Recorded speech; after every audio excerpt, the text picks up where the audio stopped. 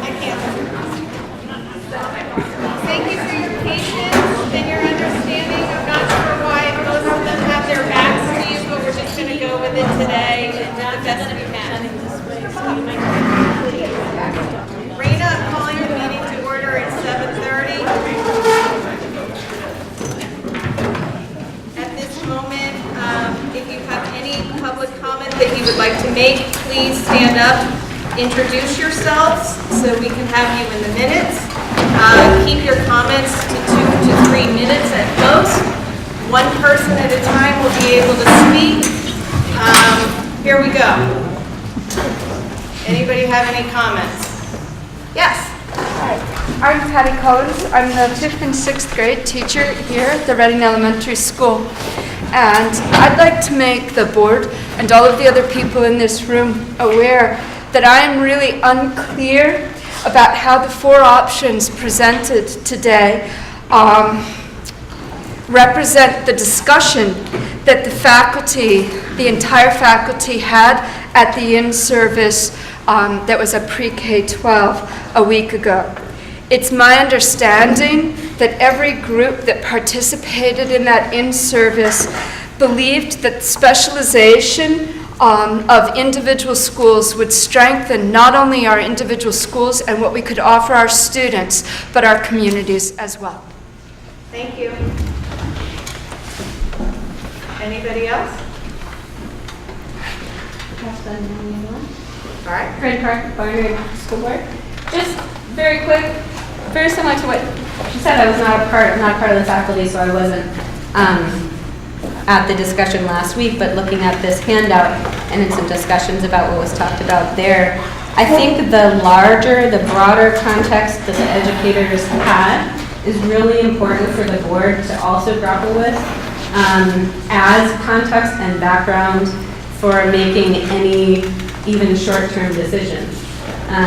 There's a lot of substantive ideas that have to do with, I think maybe more sort of educational focused ideas that when the board is looking at sort of long-term vision for the entire supervisory union or district,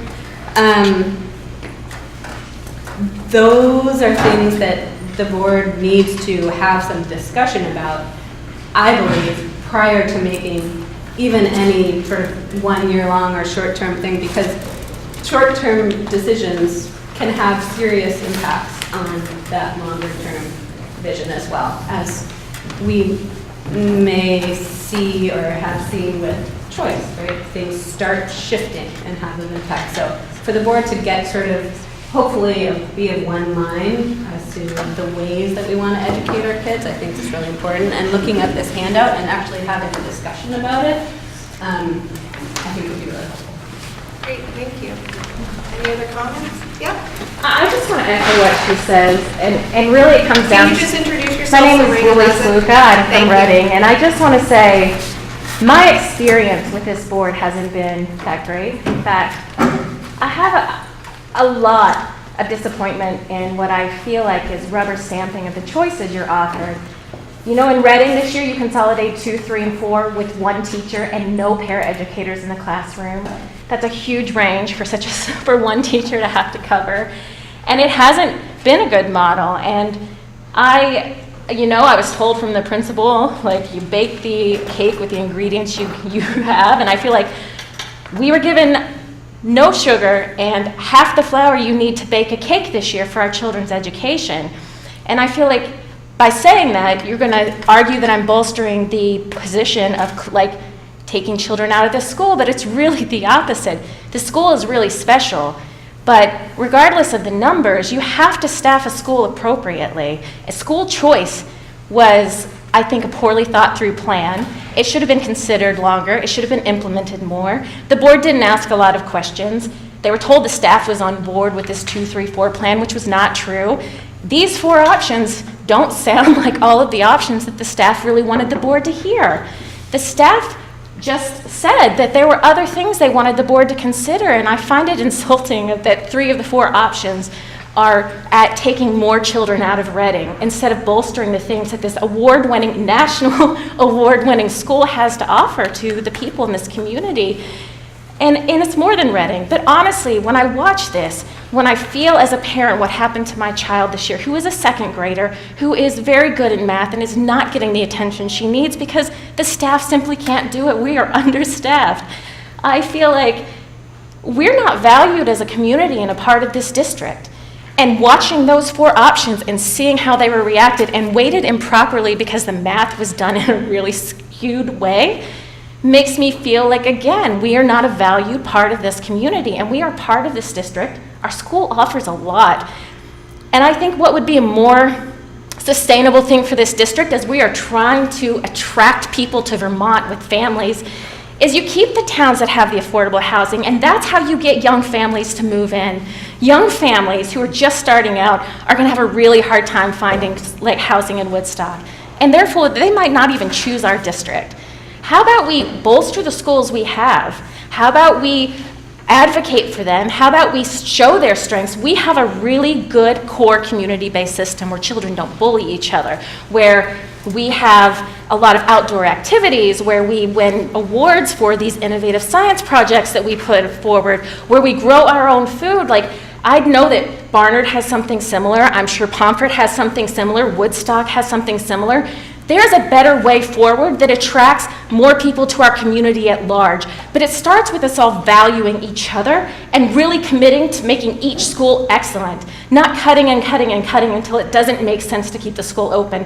And you can say that that is not what you are doing, but we all know that is what the outcome will be 5 years out. You take the 5th and 6th graders out, we're that much lower. Then the next year you make the same argument. You did it this year. We don't have enough kids to justify the staff. And I've seen the Pomfret numbers, so we did have enough kids to justify the staff. So you take the 5, 6 out, and then you take the 3, 4 out, and then eventually you're just like, well, we only have like a handful of kids there. Let's just close the school. A more sustainable way forward is look at all of our schools and figure out how to make them all valuable, market them, bring people to our communities. And I think that that makes a lot more sense than any of the 4 proposals I saw here. And I would ask you to stop rubber stamping what the administration is putting forward. When it's solely based on numbers, you are not promoting our community. You are not providing an equitable education. When it's a student to staff ratio and that is the judgment of whether a school is adequate, that is not a good standard. And as a parent who is feeling the brunt of it, I would encourage you to think more broadly about how we really use this opportunity to grow as a whole community, not just the parts of the community that you think are valuable. And 6 votes or 2 votes or whatever it is, like I think collectively we ought to have a bigger vision than what's been offered tonight.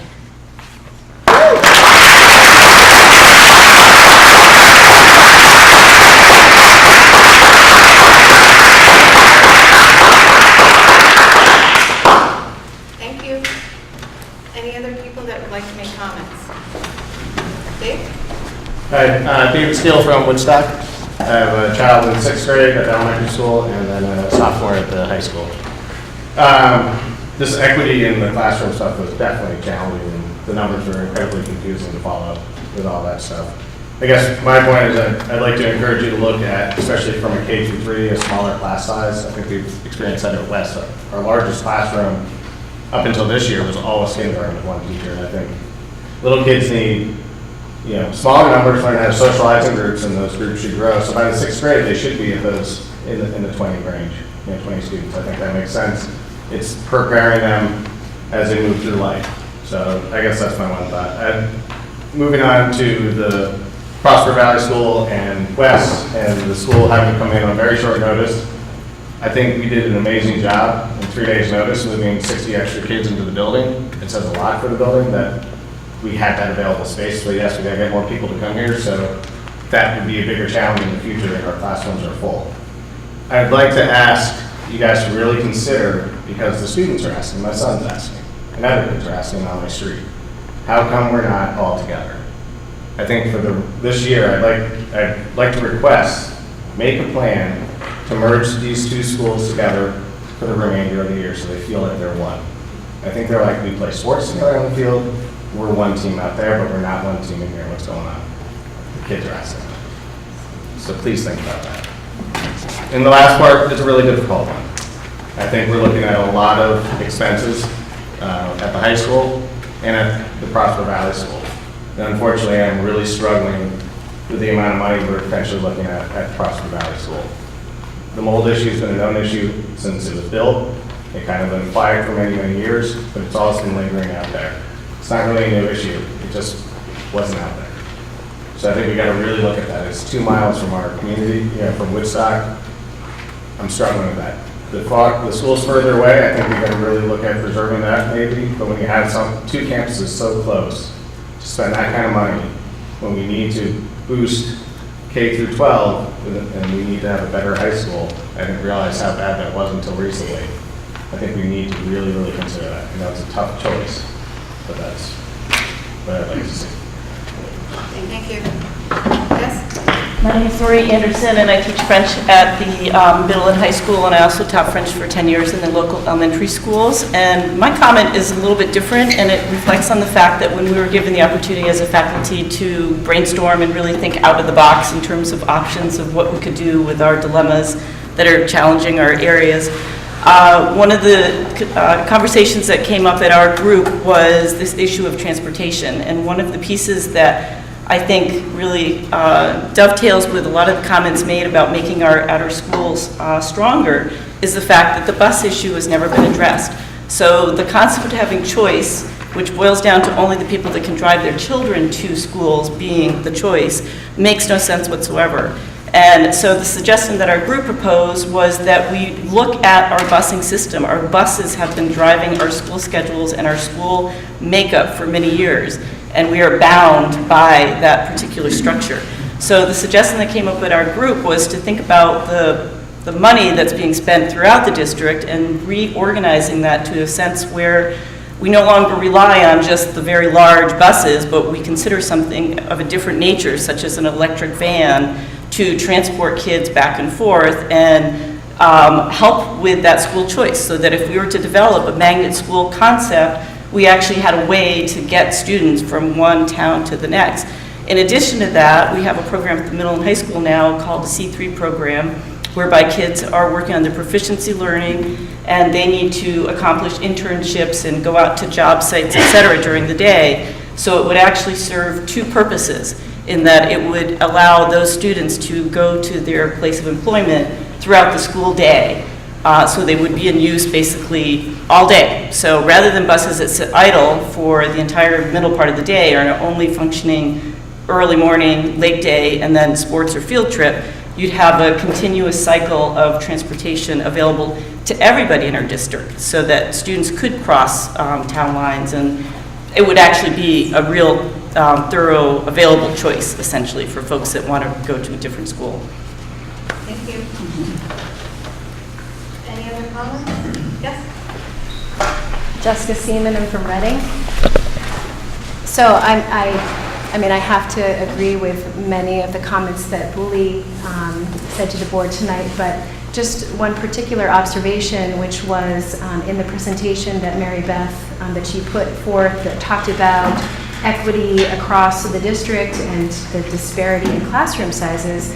You know, I see that we have a classroom at Woodstock with 26 students and 1 teacher, and there's a student, you know, the other example I believe was with the Prosper Valley School where there were 8 kids in the same grade. I think it's worth pointing out that this board decided to open school choice up last year without a lot of real discussion or planning. They decided to do it, and you know, the reality is that a lot of the students that decided to choose to go to West came from schools like Reading, Pomfret, and the other small schools in the area. No transportation to Reading, so nobody decided to come here. And what I wonder is, you know, it makes us parents at Reading, it's kind of, I'm struggling to find a polite way to put it, but it seems a little disingenuous for the board to sit there and say, you know, we have this problem where we have 26 kids in a classroom. Why didn't the board think about putting a cap on those classroom sizes, knowing that there probably were going to be students who came from Reading to Woodstock? You know, the reality is that we lost upwards of 7, 8 kids. That's 10% of our population. if they were here, we'd be looking at totally different numbers. And so, you know, I think the board needs to be thinking a little bit more holistically and strategically about how school choice impacts not just what you're discussing now, because, you know, the board may make a decision to say, oh, well, we're going to send 5, 6 from Reading to Woodstock, and some of the grades from Prosper Valley will be integrated, but school choice could change those numbers. And so how is the board really thinking sustainably about how choice is going to impact that? I think it's such a wonderful idea. I love Marie's suggestion about looking at transportation, looking at creating these schools, or the strengths of each of these schools. Each school has such amazing strengths. If we had families that could take a bus to Reading, maybe more families would choose to go to Reading. Maybe if I wanted to send my child to Killington, I would do that.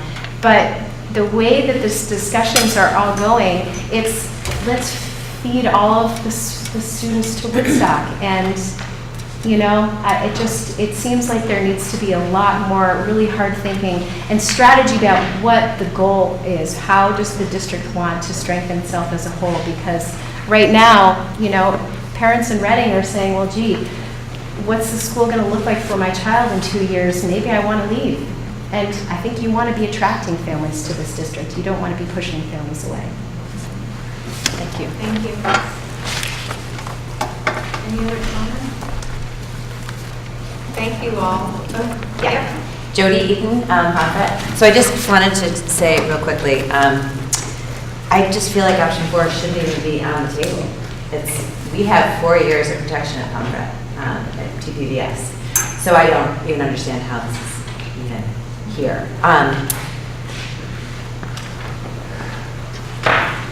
I know that we're not really represented as well here because we're in Reading, but Prosper Valley parents obviously want to keep our school open. We haven't even heard a number for fixing the problem. I know that they are 2 separate things though. So this option 4, as I said, it just shouldn't be on the table at all. That's all I have to say. Thank you, everybody, for your comments. They're incredibly valuable to us as a group. It's really important for us to continue to hear your concerns, to be quite honest, because we don't get to see all of you on a regular basis, especially because we're all from different towns. So I really appreciate your honesty and to stepping up to the plate and talking about your thoughts and your feelings and how you'd like to see things proceed. It means a lot to me as a board member, as I'm sure it means to most of these board members here sitting in front of you. We're not taking things lightly, just to let you all know. I think Act 46 is so much more complicated than any one of us sitting in front of you ever imagined it to be. And then to have very little guidance from the state level is even more frustrating, because sometimes I feel like we're just walking in the dark blindfolded, hitting trees as we walk through the forest. But I do have to say that we will take in all of your comments and do the best we can in our decision-making process to find the best solutions for everybody we possibly can find those solutions for. I know that we're not going to make every single person happy with the decisions that we do make, but I think that we have to make the best decisions for our children and our children's education first and foremost. That really is what, in my opinion, our focus needs to be on, is that it needs to be on these kids and their education, and how we're going to best educate them to the best of our abilities as an entire district. With that being said, we're going to move on. My report is very short. It's basically on negotiations. We went into our mediation session. We did not come to an agreement. However, both sides of the table, the board and the teachers union, has decided to go back to the table and reopen negotiations without mediation and without our lawyer and our NEA rep present at the table, because we feel that we have some clarification that needs to be met at the table, and that we can possibly make some headway with that. So I'm encouraged by that. Jennifer is currently working with the Finance Committee to start that process of financing. We know how complicated that is. We will hear from Joe, I think. Is he right? Yeah. Hi, Joe. On where we are with the Prosper Valley School and his assessment of things so far, as well as, I believe, based on tonight's conversation and where the board kind of, we got a read from everybody that this conversation will be continued in November, not necessarily voted on. I think we have to look at some other ideas, as well as looking a little bit more deeply into other considerations that have been brought forward by both you as the public and by various board members and teachers. And that's all I wrote today. Committee members, chair reports. Karen, we're going to take the transportation policy off of tonight's meeting because they feel like it needs more attention. Other than that, Karen, do you have any other comments that you'd like to make?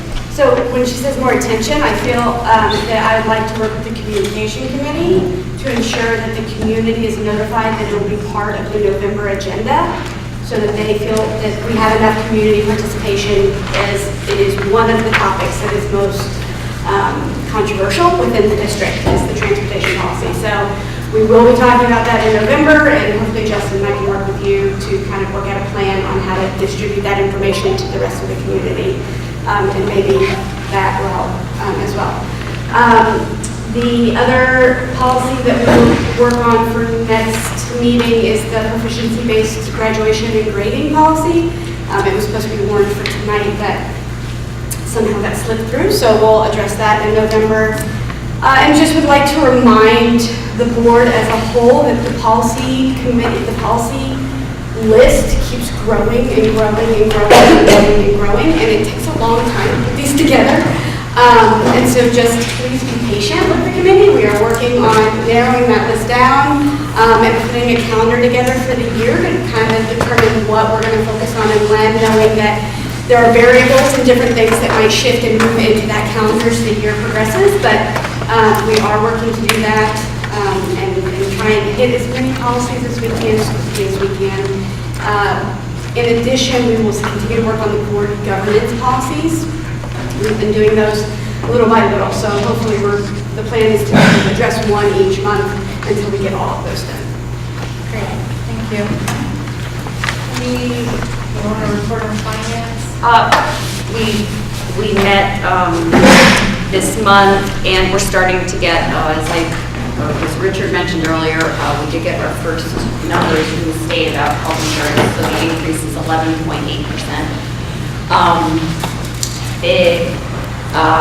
And as Richard said earlier, we have, if we just do a standard raise and the health care, just those two things put us over $625,000 if we do increase if we do nothing else. So if we make no other changes. So that's what's happening in finance. We're going to start to, we're not going to start, we'll continue in the next, we don't get all of the crucial numbers until late, December, but should have a good draft to the committee in November. Correct. Okay, so we'll keep going with that. Any other committee chairs that like to report on anything? I chair the committee that's looking at the middle high school renovation, remodel, reimagine. You've seen a letter of the editor I put in, and the architect that we're working with is into a costing process, so looking at options. The committee that's been working on this project asked the architect to go back and come up with a third better option, less expensive option.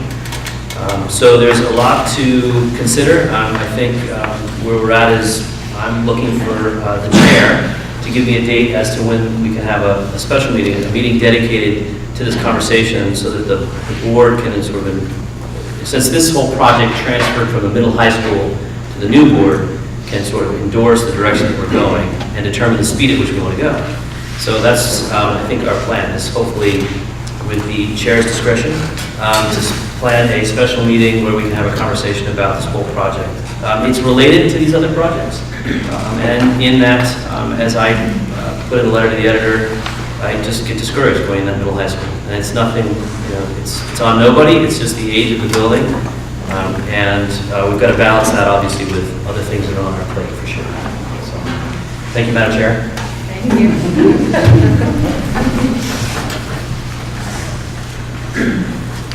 Superintendent's report. I'm going to just hit on a couple of highlights that are in the board book, but tonight actually is the last of our community events where we're trying to engage folks in our Portrait of a Graduate and the landscape shifts that are happening that have implications for how we teach our students and for the kinds of skills and knowledge they need as they enter the 21st century. We're really wanting to have the community engage with us, think about it with us. We've issued links to surveys in all the meetings. We're putting out a survey to all community members as well with the details of that. So we really encourage people to read through it and think about it. Last week we were here in Reading, and again our final one is at Killington tonight. Very shortly after that, starting on November 15th, we're going to begin our strategic planning design team. We are looking for representatives from all of our districts. An invite is being shared at the meetings, and then we're going to be pushing it out to community members. So I would really encourage people, if this is something that you feel strongly about, this strategic planning design team is going to be giving feedback on the different priorities and drafts, and we really want representation from all the different communities so that we can hear what people are interested in. So a little plug for that. Also, just so everybody is aware, we are engaged with a safety and security study. We have somebody on site at the end of the month spending, I believe it's 4 days, Sherry, is that it? A deep dive into looking not only at our schools, but to our first responders, to our communication systems, to really be sure that we are in a good place in terms of ensuring our student safety. Next piece is there was a request last meeting from the board to have some student representation, and we are in the process of exploring a student advisory group that would report to the panel, to the board about 4 times a year. They would collect information from their peer group, and so the board can hear what our students at the high school are feeling and experiencing. So those are some of the highlights that are in there, and in the interest of time, I think I will stop there. Okay, Sherry, do you want to do a quick report as well? I think you highlighted the safety concerns. The other part of the report is one of the challenges that we're finding statewide is in terms of the low unemployment rate and filling positions. And we're currently understaffed by 1 special ed position. We've done some creative staffing around that. We now have another opening in speech in our speech language pathology department. So I just keeping the board aware that there's real pressures on the college and positions. Richard, do you want to say anything about where we are projected to actual budget? Actually, right now for fiscal 19, there are no major surprises. So I feel as if we're in pretty good shape going through the year. Nothing has come up. I haven't heard anything else come up. So I think we should be doing okay. You'll also notice in your board packet that you've got a summary about the Woodstock Elementary School and the Reading Elementary School. I've asked Mary Beth to put in this kind of monthly report of what's going on at the elementary schools so that we as board members can become more, aware is not the word I want, more educated about what each of our campuses are doing, who's involved in our campuses, what's going on with our student life there, what's happening with professional learning, as well as what maybe some of the requests to the board are from those individual campuses. I think it's really important that we get to know everybody. That's why we're having board meetings at various campuses, not just having them at the SU or the middle school, high school library, just out of convenience for everybody. But don't be afraid to come to the campuses, say hello, ask the principals to give you a tour of the building. I know that I came in to Reading School the first week that you were opened. I went to West.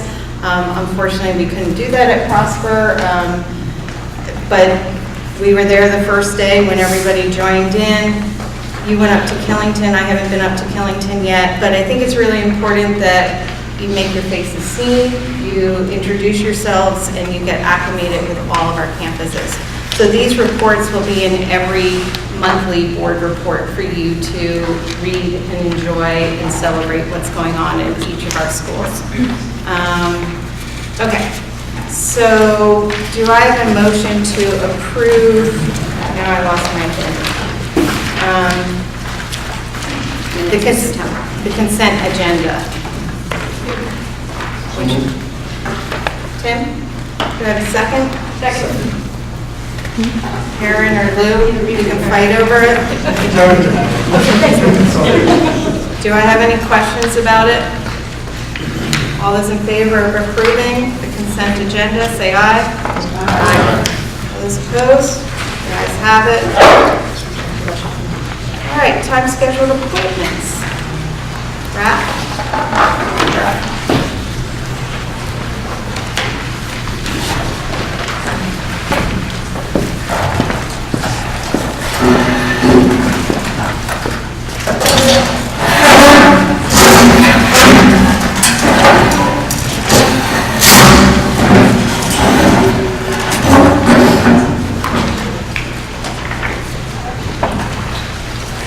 Good evening, everyone. My name is Raphael Adamek. I'm the Director of Instructional Technology for Supervisor Meeting.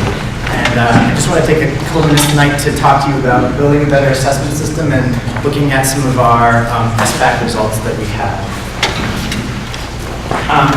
So a quick overview of a few pieces about the SBAC. The SBAC is our state-mandated standardized tests given in ELA and math in grades 3 through 9. It's a computer adaptive test, meaning that not all students receive the same questions. And this is really important because there are no released test items. And this is a piece that is frustrating to teachers who are used to seeing released test items. We do get something called a claim score for each student, but that is not, it's not going to be particularly helpful for us. And as we look at SBAC data, one of the things that we have to be very careful of is protecting student privacy and being FERPA compliant. So the way in which one of the guidelines that we're following in presenting this information is that we're not going to publicly disclose any results for groups of less than 11 students. So you will see some anonymized data tonight so that we can see the data, but we will not be able to see your schools. Lastly, there are two main categories that SBAC presents in. It's scale score and percent proficient. And each of these measures tells us something different, but the scale scores generally tell us more. So when you'll see in some of these analyses, we'll be looking at scale scores a little bit more deeply. Perhaps the most important takeaway from, if you remember anything from what I just said, is that the SBAC is an important measure, but it is only one measure. And unfortunately, right now, it is the measure that we have to assess our academic proficiency. It has some limitations, which you'll see and which we'll talk about. So it's important to remember that it is only one measure, but it is an important measure that we have right now. So our SLT team met during our last meeting to review some of our results, and some big takeaway themes emerged. One is that our SBAC results are generally very good, but they're not great. And I'll show you some data that hits at that a little bit. We have variability. And this is something that we have in a lot of, or that lots of schools have. But we have variability among schools, we have variability within schools, and we have variability from year to year. So I would say for the board, this is one thing that we really need to be thinking about in terms of our systems that we're putting in place and how we are addressing some of the variability, because it can mean very different experiences for students as they move through different grades in our schools. We noticed that there was a noticeable discrepancy between the 6th grade math scores at different schools, and that was something that the team felt was worth looking into more. And generally, that we benefited from a long-term focus on ELA, but our math scores tend to lag our ELA scores in many different grades and schools. So in terms of looking at this idea of good but not great, this is a chart for the 2018 SBAC data, comparing how WCSU grades as a whole compared to the state of Vermont with percent proficiency. And you'll see across the board, WCSU schools had a higher percentage of students who were proficient than the state average. When we look at this in terms of scale score, we see the same pattern in every single grade. And this is something that we've seen over multiple years. So with confidence, I think we can say that our schools perform better than the average school on the SBAC in the state of Vermont. However, if we break down this data more, and this is really small, but this is really just meant to be a graphic. So this is data from 2017. The state of Vermont has not released this data for 2018 yet. So this is 2017 data. And this is 4th grade ELA data sorted by scale score. So what you see here is a list of schools with the highest scale score in the state of Vermont. And it's about 35 schools on the page. Reading and Barnard had groups that were too small to report out, but they would have made this list had they had large enough cohorts.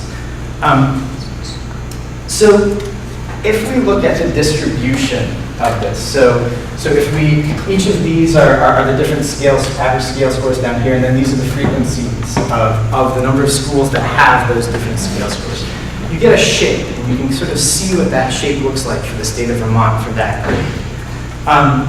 Our schools fall in that range for the shape. And so you can see there's a little bit of variability there, but generally all of our schools are above the average mark or the middle of that shape for the state of Vermont. If we go to 6th grade ELA for 2017, you'll notice that 3 of our schools did make the list in terms of the scaled scores, with Woodstock Elementary having the highest scale score at that time. Prosper Valley being not too far behind, and Lincoln Elementary School as well. And the shape looks a little bit different, and you'll notice that our schools spread out a little bit more as well. So this is some of the variability that I was speaking about before, and you notice that it's just a little bit different than the previous graph. 8th grade, the Woodstock Union Middle School had approximately the 20th highest scale score in the state, which would have put us there. And then in 2017 was the last year the SBAC was done in the 11th grade. They've subsequently moved the test to the 9th grade. The Woodstock High School would have been 25th or so. Right about there with each shape. So the takeaway message that I'd like to leave you with, and the reason why I showed you all these graphs, is you see that we perform better than the state average on the SBAC consistently. However, there's still quite a gap between the schools that are consistently performing in the top 5 or even 10. And the takeaway from the SLT team had from this was that we have room to improve. There's room to grow here. And so while being better than the state average, having a higher percent proficient is a good thing, there's still a lot of room for growth as we look forward. So one of the challenges of looking at these small groups in SBAC data, one way to get around that is to combine the data together through multiple years. So when we combine the data together, this is all the SBAC data that we've ever had. So 4 years of data combined together to make large enough groups so that we can talk about it and we can analyze it. And so this is broken down. ELA is in the darker bars by grades, and then math is the lighter bars by grades, with the Woodstock Community Middle School and High School down in this corner. A couple of takeaways that the SLT team noted was that the difference that we see in 6th grade percent proficient. We have differences from 74 and 69%, and then 3 other schools that have sort of clustered around 57, 53, 58%. So that initiated a conversation for us around how well students were prepared moving out of 6th grade into 7th grade as they move forward.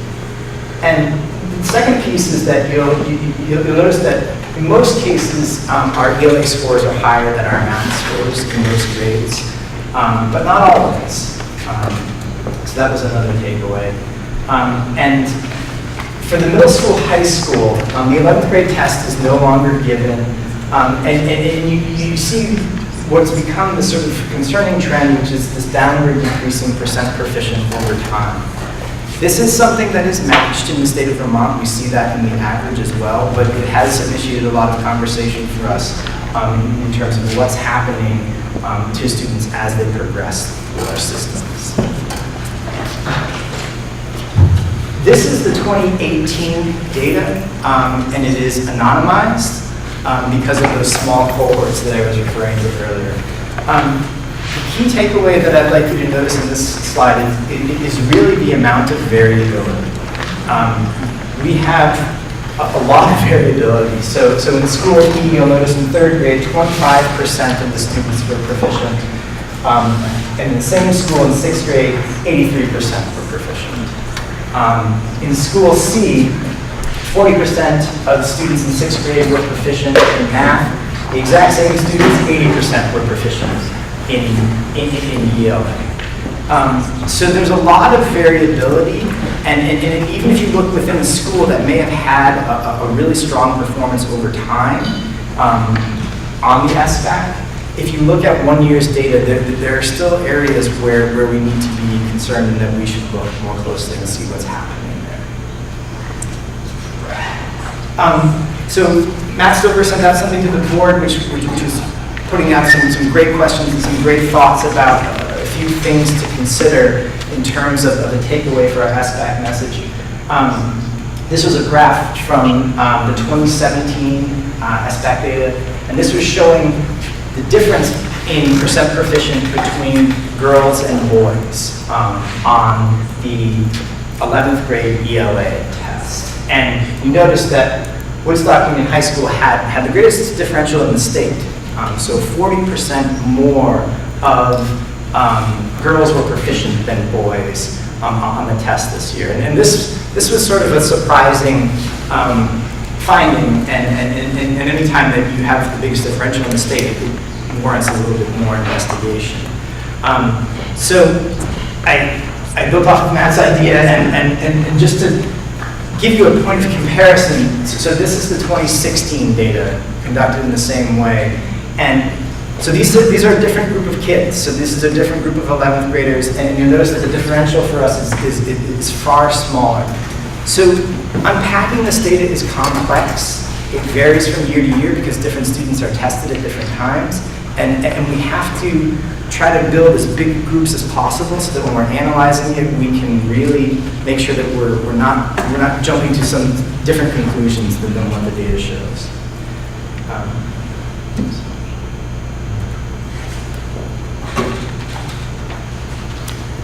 So to transition, so that's a quick overview of our SBAC data, and I want to talk a little bit about the work that our assessment team has done this past year, and how we're using this data to help shape our instruction.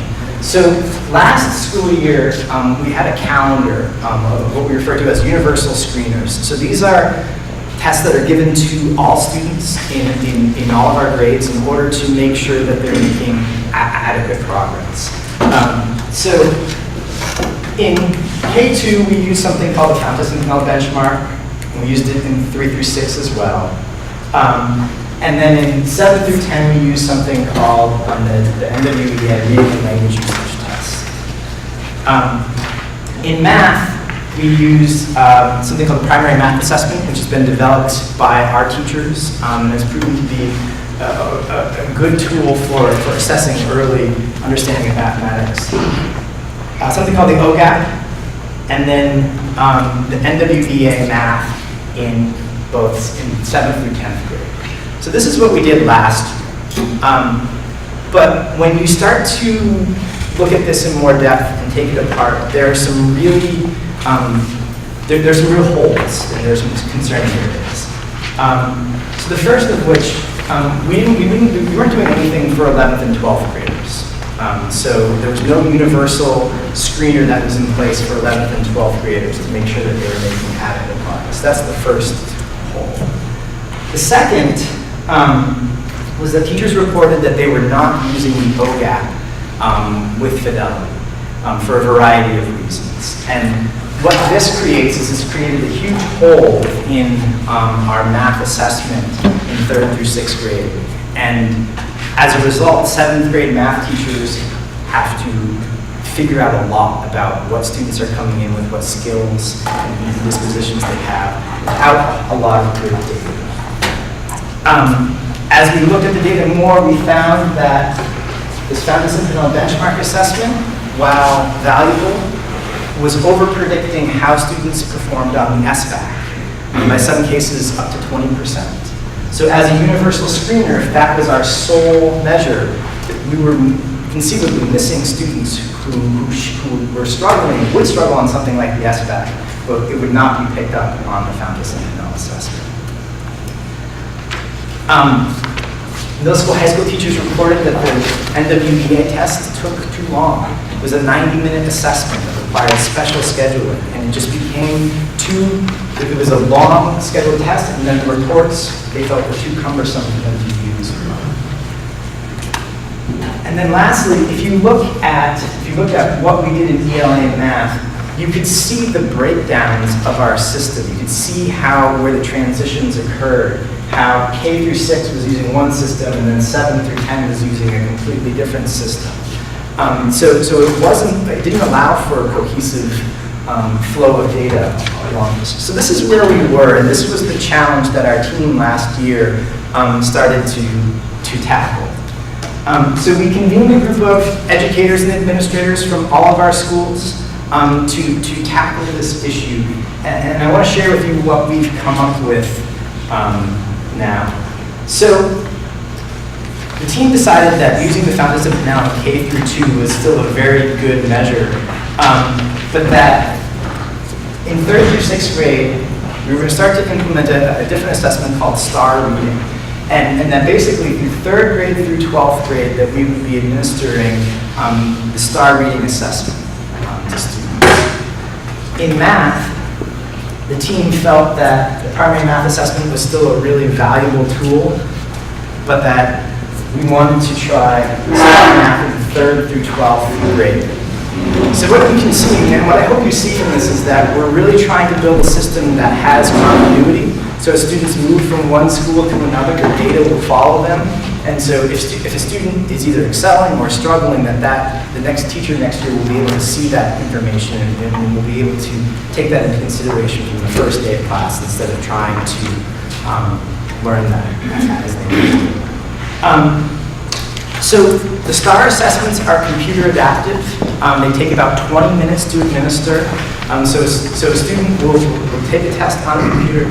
A computer adaptive assessment means that a student will be given a question, and if they input the correct response, they will get another question, but the question will be slightly more difficult.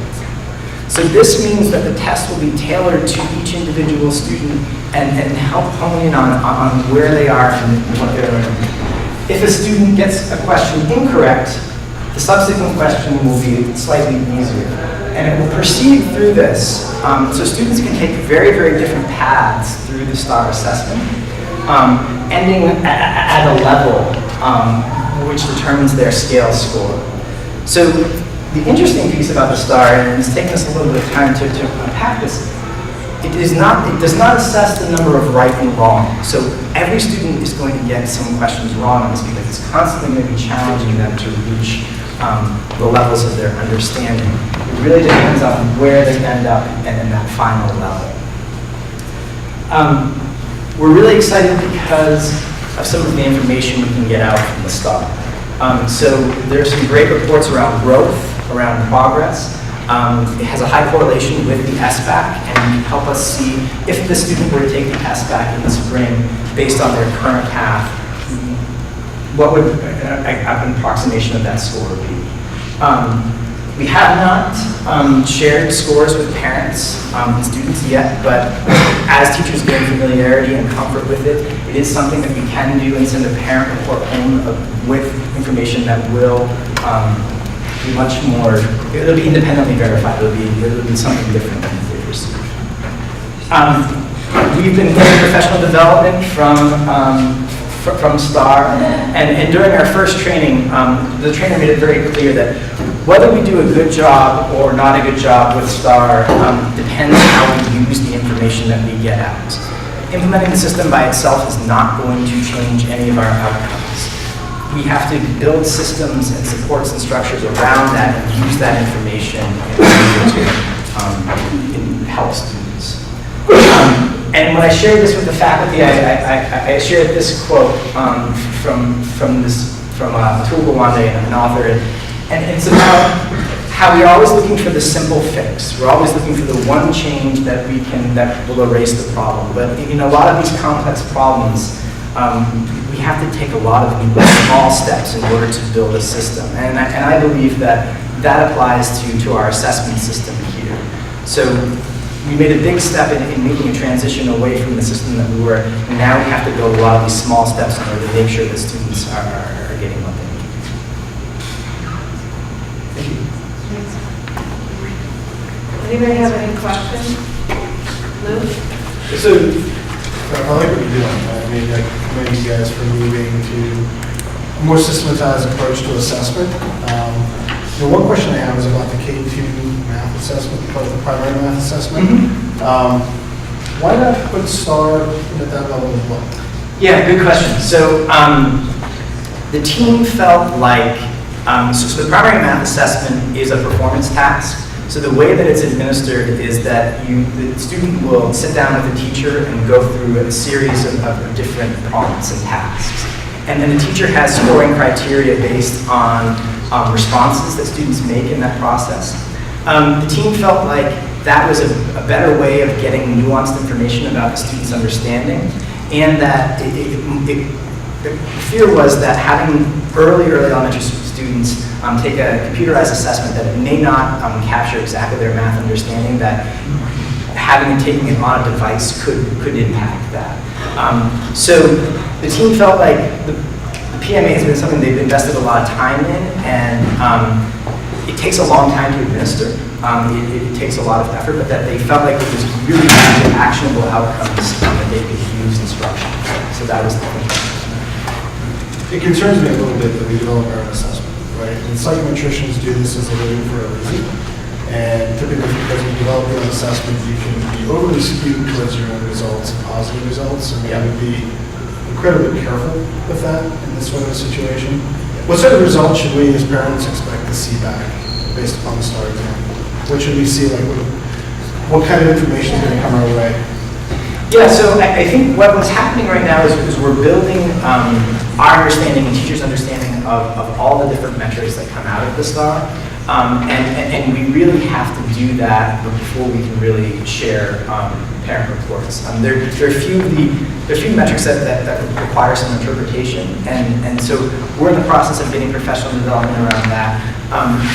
What STAR has recommended to us is that basically at the end of this, after we go through 2 or 3 testing cycles, that we could share that information with parents. So from And that's yet a decision that has yet to be made, but I would say we could certainly do that. Having seen the STAR reports, right, having lived in this area and built an adaptive model much like this one, I would suggest, given our math scores, and I know maybe we're doing better than the rest of Vermont, we push these scores out to parents as consistently as we can. I mean, they should understand how the students are performing, not just in Vermont, but against larger samples, national samples, which I know STAR does. I think parents need to see that information if we want to fuel a sense of urgency and making that, in this case, doing math, something that happens outside of the school. Well, can I just add on? So I think that restriction is a screening tool. Well, it's a screening tool is that it allows us to target specifically how we're going to address student needs. And I think that's the field that my understanding of the assessment team is we had such broad measures that we weren't really hitting exactly what the students needed. So with the STAR, we're really able to narrow, okay, here's the issue, this is what our classroom teachers need to address for this individual student, and then move forward. So I guess it's narrowing the target for each individual student, so we're making sure we're addressing those specific issues, we're meeting it, and at the same end, they've mastered this topic. We're done with that. Let's move on to the next one. So I think it's kind of narrowing our target and view about where students are on each end of the continuum. So that was a good choice. I mean, you made a solid choice picking that as a STAR. I just say, if you can share that information out, I think parents would be more engaged.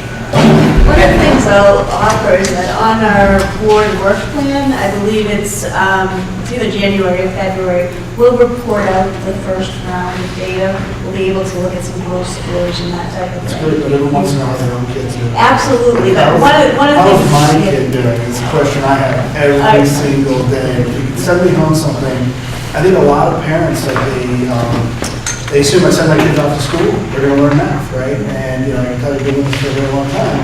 Kids who come home and do math is so much better, right? And maybe one of the ways to inspire that conversation is to actually give them that data like this. And by the time you get to SBAC, you're way past the conversation, right? We all know to do something. And actually, the intent is to share the data with parents, but one of the things we want to do is give our educators enough time to kind of play with the data, understand the data. So if you as a parent are going to talk to the teacher about it, and the teacher feels comfortable that they can expand it. And so I would anticipate that we will have data out by the end of the year, but we're still trying to be thoughtful about what it is that we send out to parents so that we're mutually giving them the best information. I'm glad you pointed out that it's a screening tool, and this might be a question for a completely different time, but I think it's important. Because I think, especially when you're starting something like STAR in third grade, how does that screening tool translate to how the kids are learning in the classroom? So how good is it at catching what the students need in order to succeed in the tests that they're being given? And especially as a computer test, are they being, so the teachers are getting professional development, but the kids, especially in third grade, are they being trained on how to take the test? Because they've never taken a test before on the screen. So how does that translate from what they've been doing in the classroom and how they're solving these problems, especially in math, on a screen versus on paper? So all of these things, I think, factor into the student outcome. And I think all of those things need to be factored in, and just want to make sure that all of those things sort of align. Yeah, and you're right. I mean, I think we're learning how the administration occurs, and we're seeing sort of what the different, what student experiences are like with that. It has been a little different. I mean, it's been a different way of approaching material than students have been asked before. So that's something we're going to have to keep our eye on. So you said these assessments are 20-minute assessments? Approximately, yeah. How often do the children take them? So in the calendar that we put out, in 3rd through 6th grade, it'll be 3 times a year, and then in 7th through 12th grade, 4 times a year, just based on the quarter system. So that's the frequency. What about the frequency of the early screenings? So those are the screenings that will be done for everybody. So those are the times when all students will be. Do you mean the K through 2? Yeah. Oh, sorry. Similar. So 3 times a year. It seems like the way that you're talking about it, the way I understand it, maybe I'm wrong, but is that it's the assessments are very much about sort of diagnosing when people aren't quite there, and then intervening to help them as individuals But I wonder if there's any conversation or any room, actually, in the system for like a curricular sort of broader systemic approach, especially at the high school level. If there's, I mean, you know, we have to look at 10 years or something, but if there is a long history of the scores not being so good, maybe it should be a systemic change. Yeah, and I think our SBAC data, you know, we have a curricular transition from 5th to 6th grade in math, and that's one of those pieces where, you know, we notice that we have some variation in our 6th grade scores. So some of our principals have asked whether that variation is due to that curricular change that occurs, and the short answer is we don't know yet. We need to gather some more data, but yes, we could definitely look at some of those broader curricular pieces as well. Hi, my name is Jill Davis. I live in Woodstock. I'm a select board member. I have no children. I'm horrified by the math scores, and I'm not sure that addressing this on an individual level is going to get there. Do we need to even be looking at where our budgets are going? I mean, how good are our maths teachers? Are there enough of them? What are we doing on a broad scale? I can speak to that. I think what you were alluding to, Raph, is we want to solve the right problem. I think you're right in the fact that we are not comfortable with our math outcomes. The question is what's causing that, right? And so as we collect more data and understand more about what's happening, we can make recommendations in terms of what changes we would see. Some of this will be able to be utilized immediately in terms of interventions with students, but I am sure it's going to also ask us to have better and bigger looks at our full curriculum in mathematics. Right, and the budget's coming, the budget cycle's coming up, so hopefully this is a big question in the budget too. It's certainly something that we're thinking about, you know, and we have some initial thoughts, but we also have to get clear on what is the problem. One of the challenges that we've had up until this point is really the main data source has been SBAC, and we don't get questions back, we don't get detailed data for students. So it's really hard to unpack where it might be breaking down. And so this additional data will help us with that. And so as we're building our budget, we'll certainly be working with all the departments to see what things we might propose initially, and then what things we might propose down the road as well. I understand the need for collecting data, but we're talking about children's lives, and if you take a year to collect data, you've lost a year education.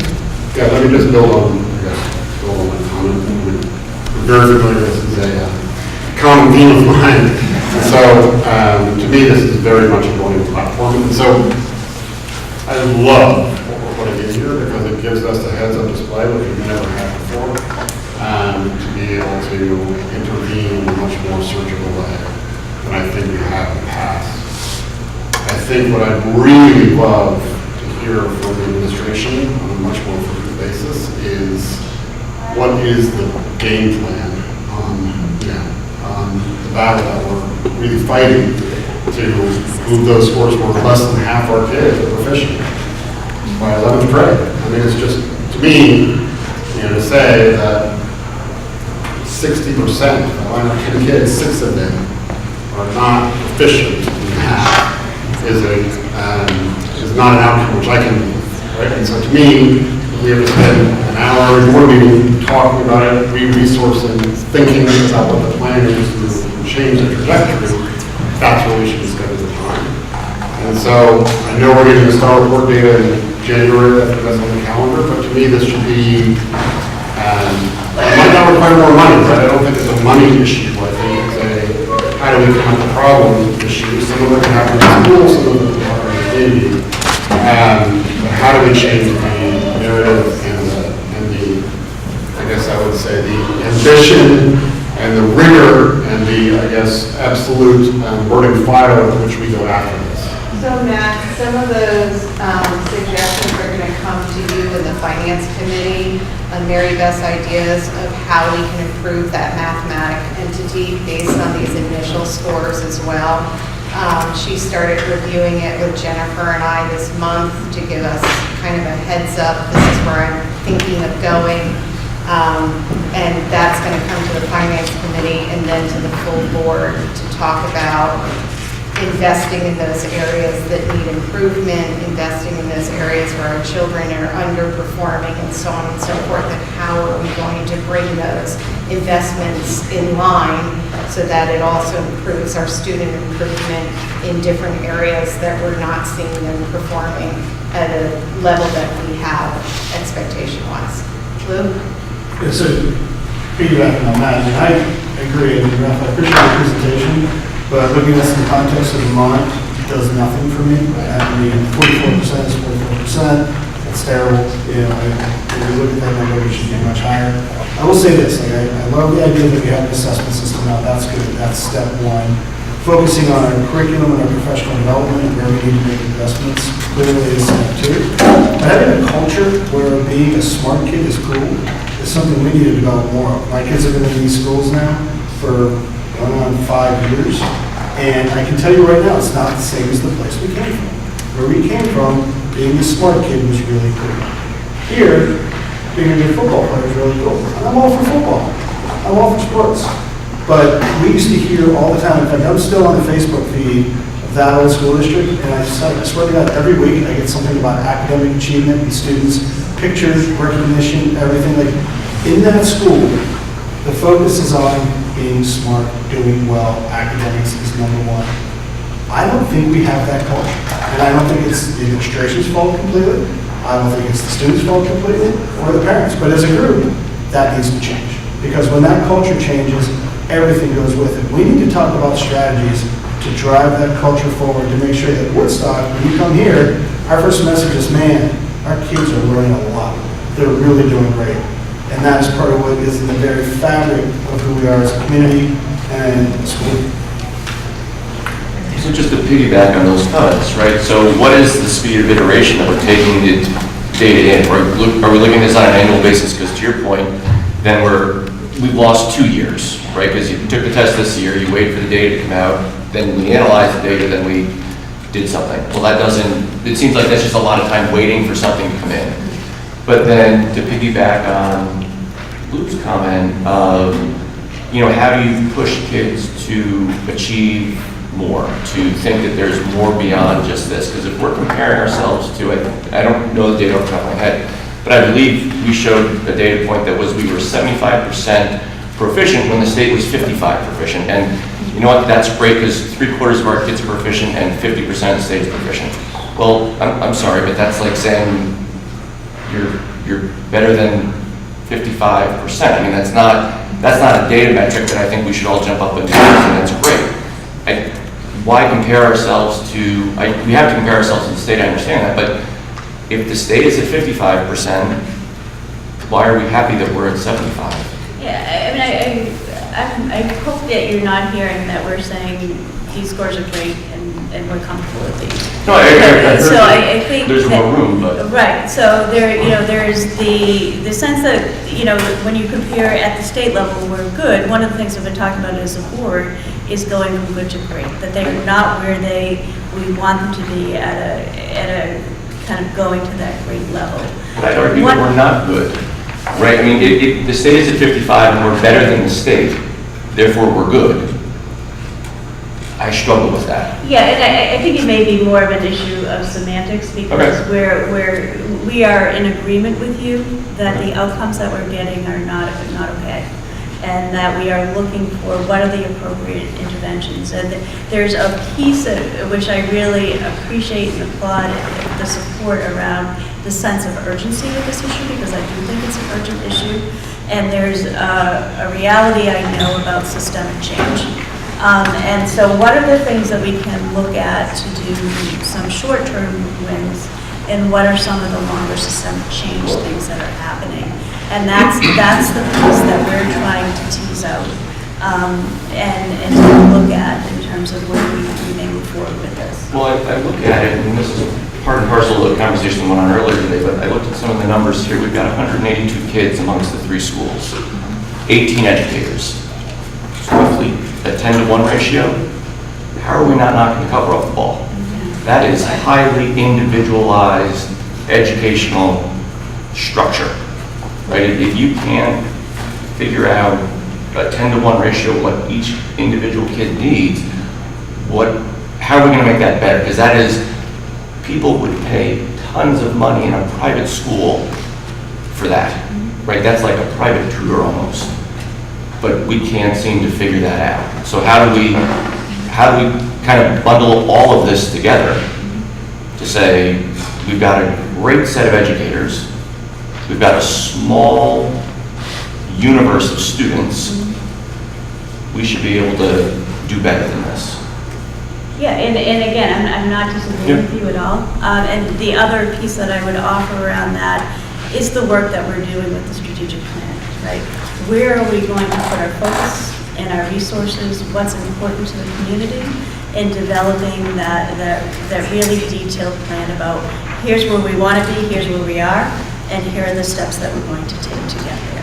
And there can be a lot of complicated factors. There's a lot else happening in this district outside of this math issue, but it is a critical one because it is about critical student outcomes. So we've got to figure out how all these pieces fit together, and then map out a clear plan, again, short-term gains and longer-term issues.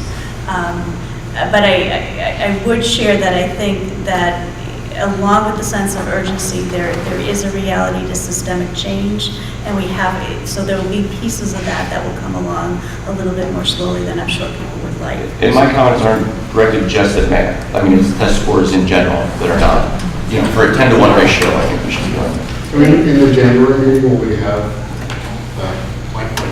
some of the short-term plan, or whatever that next meeting is, where we talk about the initial policy?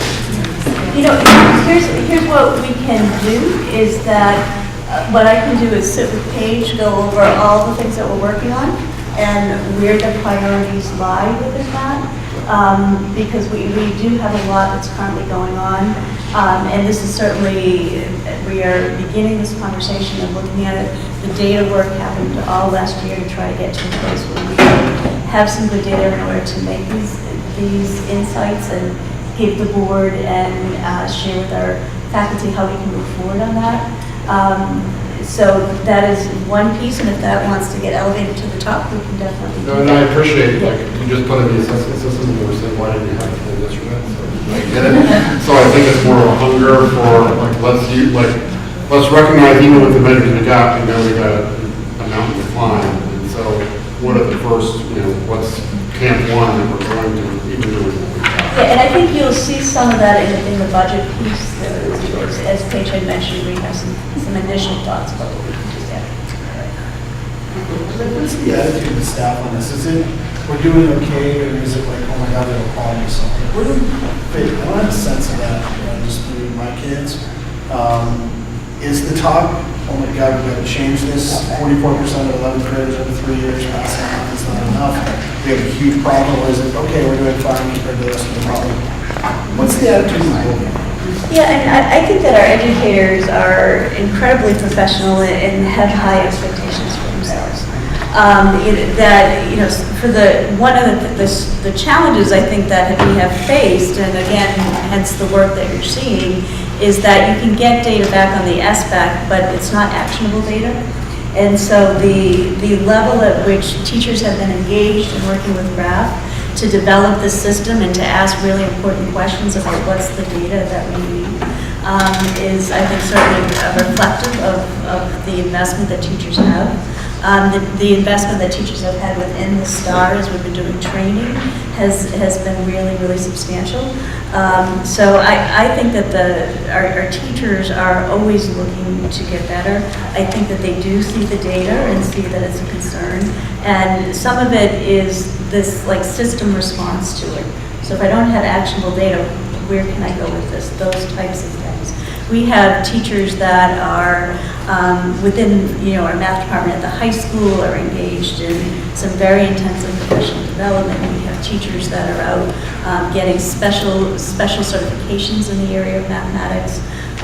So I actually see a very high level of engagement and investment with our teachers in terms of academic programs.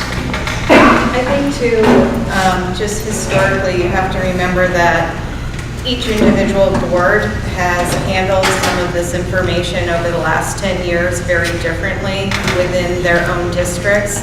And we started as a full board last March officially, July 1st officially. And that this is the first time where we're consolidating all of this information under one roof and looking at the comparisons across the board. We have looked at the comparisons across the board, and people chose either to read it and take it into account and what they needed to do to improve upon themselves, and other people took it just as information. What do you want me to do with it? So I think that now that we're working more as a cohesive group with teachers, administrators, superintendents, so on and so forth, working together to look at this information and saying, how do we now analyze this? What are we doing well? What aren't we doing well? Where do we need to put our improvements into place? Where don't we need our improvements into place? How do we engage our students in the classroom? Are they engaged 100% in the classrooms? Probably not. I have a 10th and 12th grader. When they start taking standardized tests in 11th and 12th grade, they're kind of like, really? Why am I still taking these standardized tests? Why aren't we focusing on PSATs, SATs, and AP exams? Because really, those are their three biggest concerns once they hit 11th and 12th grade. So, you know, we have to take into consideration sometimes, what are the students thinking too? Is this just for your information? What is it really going to do for me in the long term as well? So sometimes I think we have to look at that a little bit as well. But we're going to move on. Could you ask one more Yes. question? I promise it's the last. Yeah, last question. Only because I love this topic. This is a great topic, right? Okay. Data and instruction really matters, and it can actually move the needle. Are we going to use some of the STAR assessment data to actually go back and allow teachers and administration to look at the strengths and weaknesses of teachers to drive professional development plans, so it's not one size fits all? Do you plan on that? Yeah, in terms of professional development, I think that is something that is still in the works, and I'm going to go back to that strategic plan. You know, we want to be thoughtful about where problems lie, and if we see issues with individual teachers needing additional support, what's our plan for that? What's our plan if we have a curriculum issue? What's our plan in terms of new teachers that might come forward? I don't think what we'll find is that there is any one single source and, oh, if you just fix that, everything will be fine. I think we'll see a number of different layers of complexity, and all of those will require some kind of remediation. So, you know, certainly one of the things that we do is provide teachers with support if they need it. And sometimes teachers will ask for that on their own. Sometimes that will be something that we're providing across the district if there's something that looks like it's going astray. It may be something that a principal may recommend. But I think having a response to all the possible different scenarios is part of what's going to help us have a comprehensive approach to this problem. Paige, could I just offer a first-hand observation of a STAR assessment being taken? Okay, just quickly. Really quick. Okay. I was in the Prosper Valley 4th and 5th grade 2 weeks ago when 21 students were taking the test at one time. It was the quietest, most productive standardized testing environment I've ever experienced. The teacher was like jumping because she was receiving instantaneous feedback. As soon as the student finishes the last question that he or she cannot answer, the test is submitted, the teacher receives data and graphs and information immediately. I don't know if Raf said that, but so far I think it's going really well. Great. Josie? I was going to move on. Just a lot, this is Yep. somewhat tangential, but not, sorry. We have to get a handle on the academic assessment and realize that is there a simultaneous effort to look out for the social emotional component that might be, there's this whole other factor I think that might be at play, and how are we looking at that? And I think that again speaks to the layers of complexity within any problem, and why that kind of, oh, just do this and get it fixed doesn't often get you what it is that you're looking for. So, with any kind of academic outcomes, there can be curriculum issues, there can be instruction issues, there can be assessment issues, there can be, to Paige's point, engagement issues with students. So all of those pieces of the puzzle come together. And part of the work is to try to tease out which is part of this problem and which isn't. So therefore, if we implement remediations, we're fixing the right stuff. We've identified what the problem is. And getting clear on the problem helps us to be sure that what we're putting into place is most likely to get the kind of outcomes we want, as opposed to, well, let's try this, let's try that, let's try this. It's taking some time to better understand exactly what's happening has some values. But I think the other piece that I think is really valid here is balancing that with a sense of urgency, right? That we don't have forever to figure this out. This is something that we've got kids graduating at a level that we're not comfortable with, and that complexity and understanding the problem versus the sense of urgency is something that we're trying to get. Now we're moving on. Joe, you're up. Okay. Everybody's probably getting tired, so I'll try to be brief, but I'll give a little bit of background. Thank you, Ralph. A week or two ago, while we were in Prosper Valley School, we came across a box of files that indicated that the issues that we are having there today were the same ones that they were experiencing 25 years ago when they built the school. There was a few of them, but specifically moisture in the slab of the building itself was an issue that was a problem back then. Specifically, flooring was not adhering properly to the concrete, especially in the multi-purpose room. It was due to excess moisture. What they had was the linoleum vinyl flooring that they put down in the gym was actually bubbling up and moving. So the board spoke to the architect, and they brought in some consultants, and they tried to fix the problem by applying a couple layers of a liquid sealer to the concrete to mitigate the moisture. Those attempts failed. After that, they brought in some engineers, and they decided to cut a hole in the gym floor. They excavated a 10 by 13 floor to examine the fill that was beneath the floor. What they discovered was the fill that was beneath the slab wasn't to specifications. They indicated there was too much fines in the fill, and the reason the moisture was coming up through it was for two reasons: capillary action and diffusion. But in a nutshell, basically, they had 12 inches of sand just beneath a 4-inch slab of concrete. That sand basically acted as a wick, and any moisture that was in the soil was permeating up through that sand, getting into the slab and coming up into the school itself. The diffusion part was basically pressure beneath the ground was greater than the air in the building. So water vapor as well as moisture was coming up, permeating through that barrier. After they ripped up the floor and realized that there was not much they can do about that, they sealed it up again, applied another layer, and put the gym floor down. They haven't really had an issue with it. It's not one of the problem areas we have with the school right now, but elsewhere in the school, as you guys know, the flooring is actually delaminating and coming off, so that issue is still there. The engineers, his end result was basically indicating that if we could remove all the subsurface, put new subsurface down there and a vapor barrier, they might be able to correct it. That was not feasible back then. It's probably not feasible now to do that. There actually is a vapor barrier there. It is 12 inches below the slab. It is below that layer of sand. It's just not working. Couldn't tell you why. Don't know if there was holes in it, or it wasn't taped, or the moisture is coming in another way. I'm not quite sure about that. The board decided to bring suit against the architect and the builders. The builders, they got payment from the builder's insurance provider. The architect allowed his insurance to lapse, and as a result, there was no payment from the architect. Beyond those issues that they had today, the issues we have compounding that are the footing drains around the building have failed, and they need to be dug up and replaced.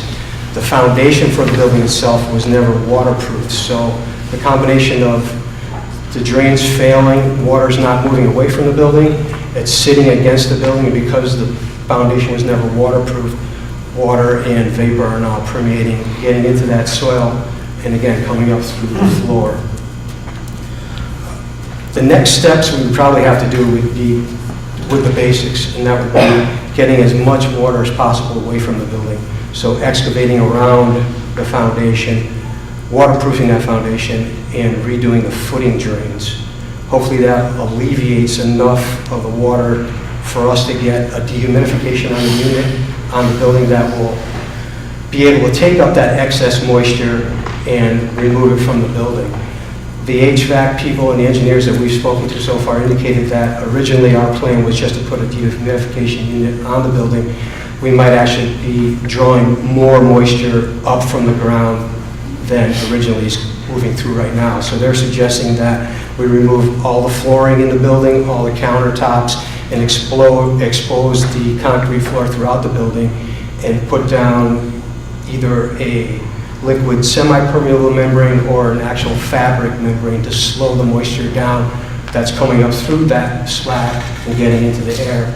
That, along with a dehumidification unit, might remedy the problem. There's no assurance that I can fix this problem with just those results.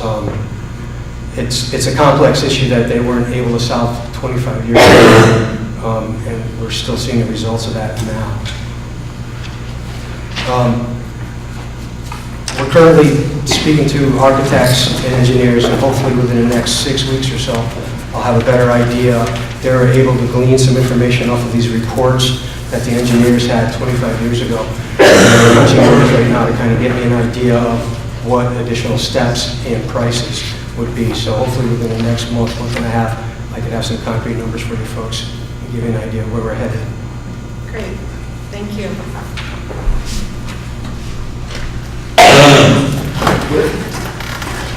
Where would the finances come from this? Would this come from the town of Concord, or would it come from the entire school district from this us if we choose to move forward?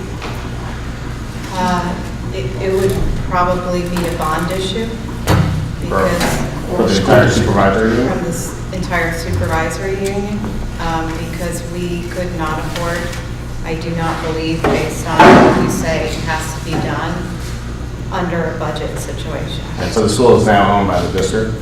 Correct. Is it? Has it been taken over? Oh, right. It actually hasn't.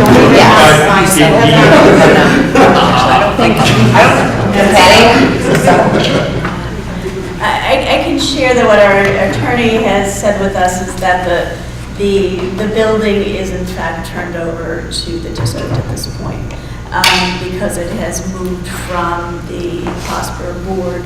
That board no longer exists, and so it is under the responsibility of the merged board. I question that because as a select board member, Woodstock is being asked to sign particular papers to pass the school over to you, and it's a question of the Woodstock town owns Wes. So is that a situation in conflict? Did the school board ever own it, or did the town own it? I mean, we did all of our paperwork. We did all the hard work up front. We were the first town to get it done and the only town to get it done on time. So, not a shame in my opinion. It was hard work, and we put ourselves, Bob, Jody, Seth, and I stood in front of our town and Put ourselves out there. under much personal assault, got this done for this district, and at the time, we're applauded for it. Right. So I can understand everybody not wanting the hot potato now, but at the time, everyone was glad to take the hot potato. Exactly. So it is clearly done, completely done. So what happened from there, just to be clear, is the board still needs to accept the building. The Act 46 establishes that Pomfret School District is merged into the consolidated entity. So all assets come into the consolidated entity. There's no other situation anywhere in the state where where you have a consolidated entity that's saying, we don't want a building. So for all intents and purposes, we need to accept the building into the consolidated or the merged entity. And then from there, as being owned by the merged entity, when you talk about any kind of improvements, it becomes the responsibility of the merged entity to determine how to go about funding any of the improvements that will take place with the building. Is there some kind of act of God clause in that, like some Act 60 thing where we could get, state money to offset some of the costs? Or That sounds more than the academic. A miracle? Yeah, as of right now, there aren't any state funds that are going towards construction or for building. I don't believe, Allison, that anything's being considered in the near future as it relates to this. It would be great for us to lift that cap. I mean, that's been on for the last 10 years. Right. No new school construction. Money, which is shocking, but Nonetheless, what it is. Lou? That's a question to the report. So the one thing I didn't hear is basically saying, if we get to X point where we accepted the school, we're willing to invest money in it, we'll definitely have a solution for the problem. Is there a solution for the problem right now? Or are we still at a point where we don't know if we can actually solve this problem? Yeah, as I said, at the end of the day, I can't assure you guys that it'll be rectified.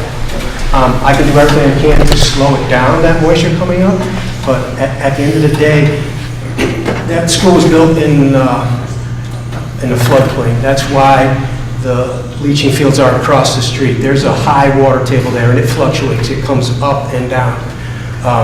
I can't guarantee it, no. Because as a board, of course, we have a huge liability issue sending any students in there unless we're 100% certain that is a very safe environment. And then, without having like a really clear, this will solve the problem, that changes the nature of this conversation. When we spoke at the last board meeting, there was some question, I think there had been rumors stated that there wasn't a vapor barrier. And what we found as we went over and saw, I mean, there's a box, and it's very complete of the study that was done there. There absolutely is a vapor barrier, which then raises a question of how is water getting from below through plastic and getting up into the slab and going upward. And it is happening in many places in the building, some worse, some better. So it was a conundrum back in the 90s when, and if anyone knows about, I think his name was Peter Gracchio, okay, who put an enormous amount of time and kept some fantastic notes on this, but it came down to the point where there just really was not an understanding of how was the water getting there. So our challenge, and as Joe went through here, is we can do all the things to try and get the water, but we really don't know where it's coming from and how it's getting through the plastic. Because once it's through the plastic, it goes through the sand, through the slab, and comes in. That's pretty clear. So we can look at doing these different things, but no, as of right now, no one is giving an assurance that we can stop the water from coming up through. Another example is the new tile that was put in the front entryway. And that's staying stuck to the floor, which is great. And Seth and the board has put time and effort into that. But on a humid day, you can actually see water in the grout lines that's out there. So there's still water working its way up. The question is there too much for dehumidification to take care of? Or can we even put in a system that we can feel confident will be able to pull that moisture out? And that's a lot of what Joe is saying, it's the time. It got a lot more complex once we understood the history of how to solve this. So there's a conflict, I guess this relates very strongly with the previous conversation we just had at the workshop level, right?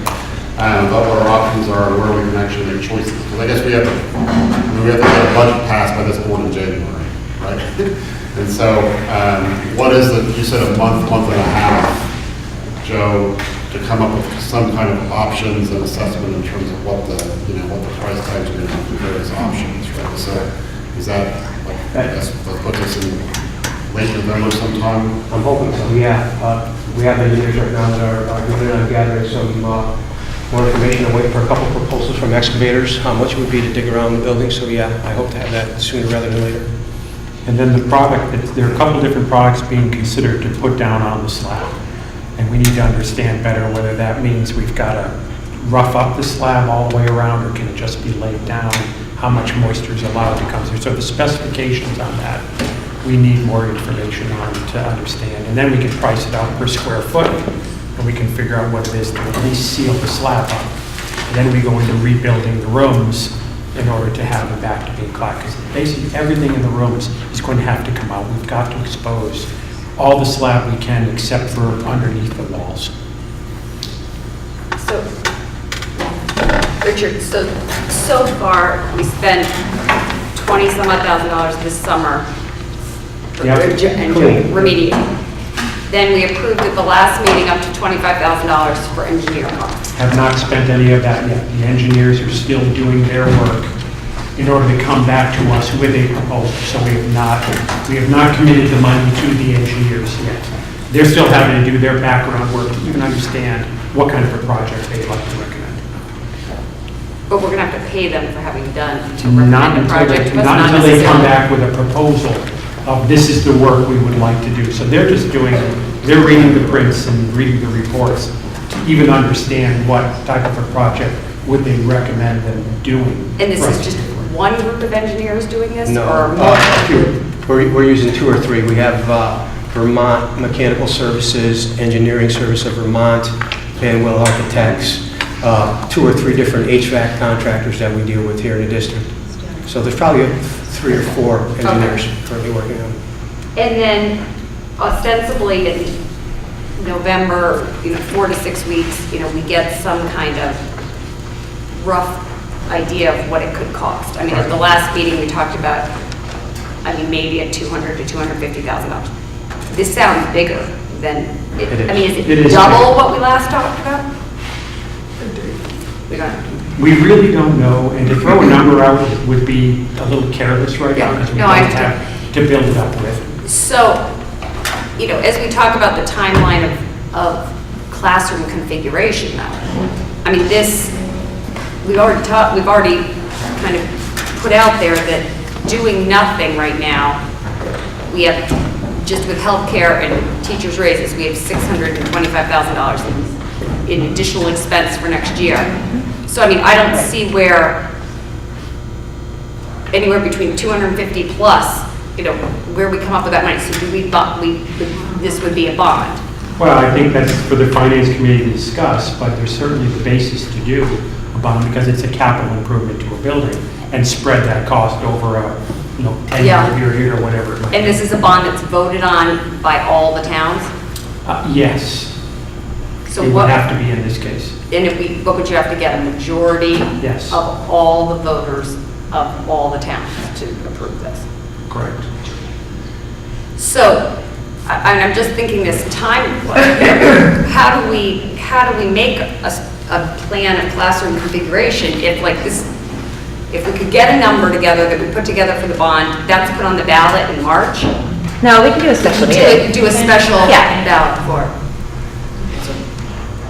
So that we know. I don't know the answer to that. What I know is the Vermont Bond Bank comes out with bond offerings at different times over the course of the year. They're laying out now their winter bond offering. I just heard about it on Friday and the pricing of it. So I don't know when they come out. It's not like Wall Street. We can go out and pick any time we want to. So there are specific times, and I'd have to get more educated on what their schedule is to know just how quickly we can turn it around. So can we get after this any quicker? I don't understand what it's We can taking get so at it long. really very quickly, Joy. I think what happened here is in all the conversations, Joe is new to this, but I've been around for, 4 years now, and had never heard about the history back in the 90s. And we found the box, Dave, who's working over there, working with Joe, found the box literally in the back corner of the crawl space up above and brought it to us. And we've been trying to absorb everything that's in there and then saying, okay, the board knew about it in '92. If it was as easy as putting in a dehumidification system, why didn't they do it then? These are just my engineering questions. I'm an engineer, so they said, work my engineering question. Why didn't they do it then? They were told, here's the best solution. Here's the solution you can afford. So we didn't do the best solution as recommended by the engineer at the time. They basically sealed it up and said, let's see what happens. And we've seen what's happened. So now what we're looking at is throwing tens of thousands of dollars at something which still not an understanding of how's the water getting in there? How's it getting through the vapor barrier? And if we do this, can we get it back out of the building? Because now we're looking at, I would think, an ongoing testing pattern of moisture and an ongoing testing pattern as it relates to mold.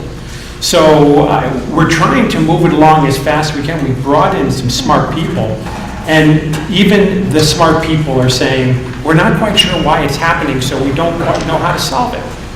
And once you get under a slab, there's no way of getting the water under a slab out. Now, what we could also do, and this is being considered, is cut trenches in the slab in varying places across the building and try to clear water out that way.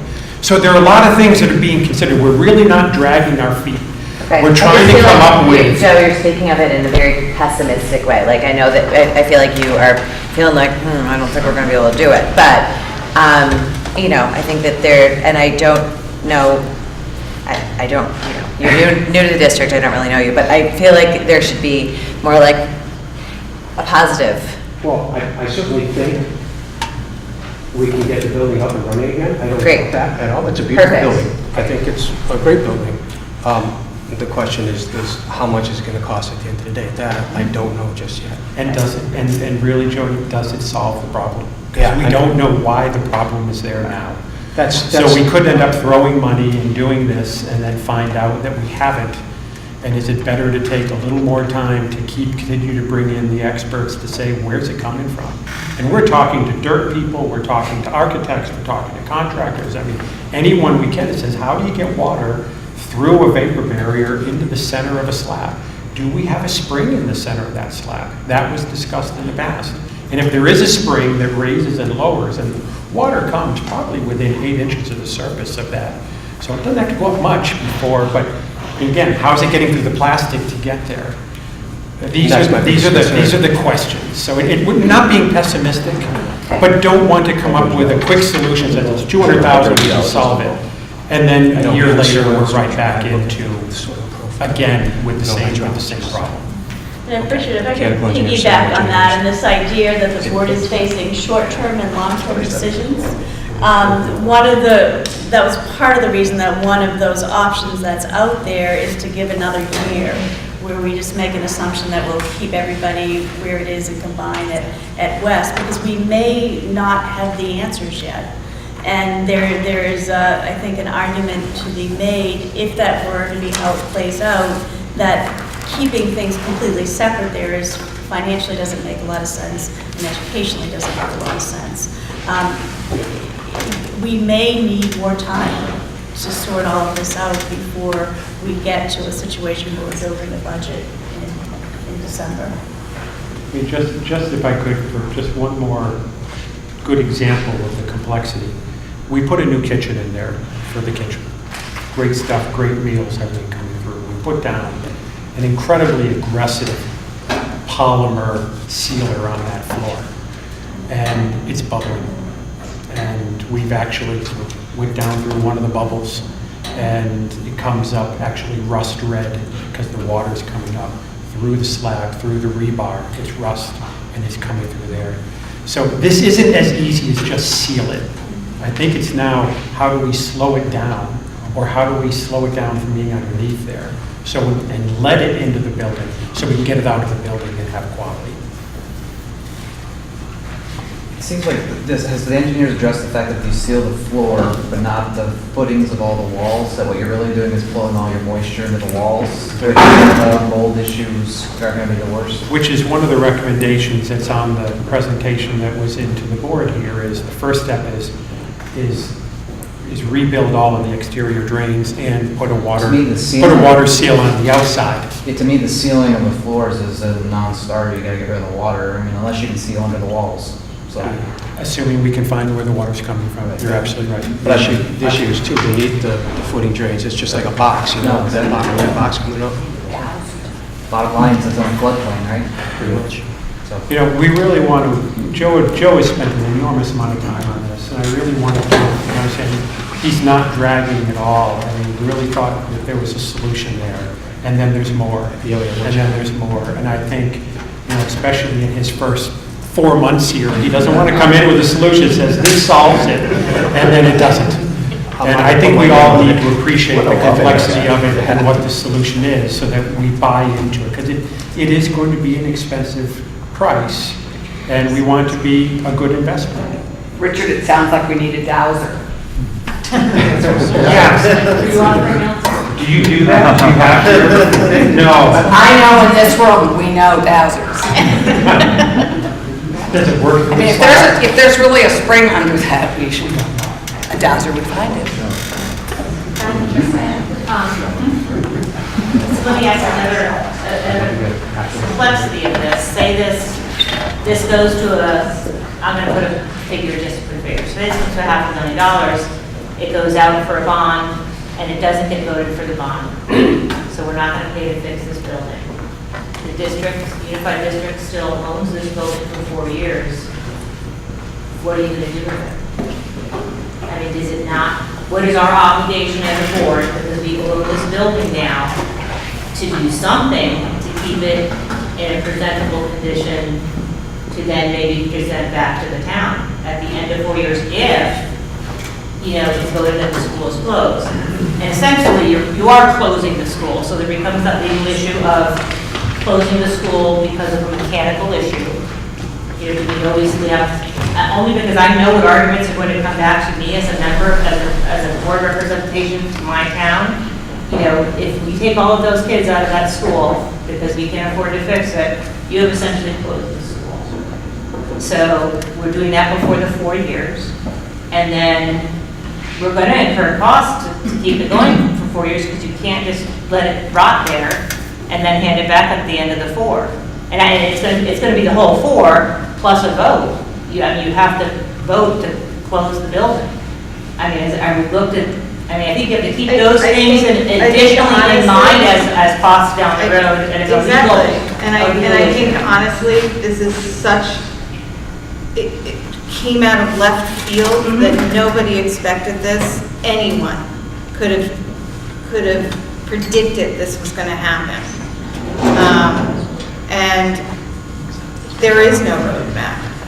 There's no roadmap from the state level to say, oh my God, this is what you're going to do. Because they've never had a situation like this since Act 46 is passed. So I think we have to be really thoughtful about our decision-making processes. I think we have to take our time with it so that we don't make mistakes as we make our decisions as a board. I think we have to get as much information as we possibly can from Joe and from Richard on kind of what are we looking at from, a restorative situation, from a cost perspective, and so on and so forth. How much time is it going to take? Is it going to rectify the problems, or are we going to be throwing money at something and it doesn't even fix the problems? We've got a lot of unanswered questions, and that's why, you may want to rush it and get the kids back in next September, but I'm telling you, this needs to be a thoughtful process. Because if we potentially do it right, we won't lose a building. But we could potentially do it wrong and lose a building, unnecessarily so. So my feeling is take the time, make the intelligent decisions based on the information that we have gathered so that we don't jump to conclusions and we don't make rash decisions. That would be my recommendation. No, I guess I would completely agree with taking the time. I guess in the Act 46 negotiations, a big part of that for many towns was the debt that was going to come over with the district. Now, there was no debt on any of our books, so it's actually great, right? But actually, there is, $250,000 to $500,000 worth of deferred maintenance on that building that is coming over. So I guess I would say let's take the time. Honestly, we haven't accepted the building as a district yet. We haven't accepted it. So let's think about what all our options are, because I guess I would not want to have a gun held in my head, which has already been threatened, that we go 4 years guaranteed, no matter what it costs, don't think that's actually the case. So I think we should really explore our options for the best of the district, not the 60 kids or 30 Pomfret kids that are in that building, but for the whole 1,000 kids that are in the district, right? That's what we have to do. And we're going to be short on emotions. This is an emotional thing, and we all have to take a deep breath, and we have to let it sink in, the information that Joe's going to bring to us, the information that Richard's going to bring to us. And some of the information is going to be really positive, where we'll go, wow, we can really do this. And some of it's not going to be such great information. But I think that if we can take that breath, listen to the information that's going to be given to us, and make a really good, thoughtful, intellectual decision, we'll be okay. Can I just, are we really debating whether or not you've accepted the building? Because that was part of the deal. You sign it over, you join, you take it. But No, we're really not debating that. There is a gray area should we decide to go that direction. But no, that's really not open to debate. It's also ground that no one has gone down in Vermont, so I guess that leaves open an option. But that's not it. I think right now that the effort should be put into what's the solution and where do we want to go with that, and see if we can come up with something down that road. Can I get a legal opinion on whether we've actually accepted the building? Because I have we spoken- don't want to approve the deed. I have spoken with counsel. I did not ask them to put together a legal opinion. The reason for not putting a legal opinion is there is no precedent as it relates to this. So the legal opinion is going to be wishy-washy at its best. So we can spend the time and the money to do that. I really think at least now, let's spend the money and time on understanding the complexity of it. And that'll leave it, no, it's still on the table. I would suggest we don't go down that route unless the board votes to go down that route. Yeah, exactly. Is there a cap for when it goes to bond? Like, so if it's 250, do we absorb it in our budget, or if it's all bond and then what? We haven't decided. These No. are open questions right now, and I don't think think to there's a speculate, There is not. That's correct. it's not worth speculating right now. There's too many unopened questions, and we don't know really where that number is going to fall and what that's going to incur. I think the kind of what-if piece, and it's so tempting to go there, right? Because there's a million different scenarios that you can see. But the idea of, okay, here's the next piece of information we need to take the next step. And I think that that's where we are right now.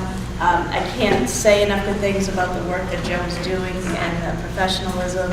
And I cannot tell you how many hours this man has put in trying to, understand this issue. So we have somebody rock solid on this that is working to get us really good information. And I think the first step is we need to get the next round of information before we can start to determine what any next step will be. And I know that's hard for people to sit with that uncertainty, but it is where we're at. And know that we are working as diligently as we can to get that information to the board and the community as quickly as we can. Can I just say quick, I'm Andrea Farrington. I have a son at Prosper, but I work at West. So the building is a building, and I love it, and I love where it is, but it's not the building. Like, it's the teachers, it's everybody that works there. And like hearing all of this and the integration of our students at West, the West teachers are great, but like when you're used to your group, your family at your home, like that's what you want to stay with. So that's like one of my concerns. I just wanted to throw out there too. Like, yes, let's work on the building, but let's keep our family together too.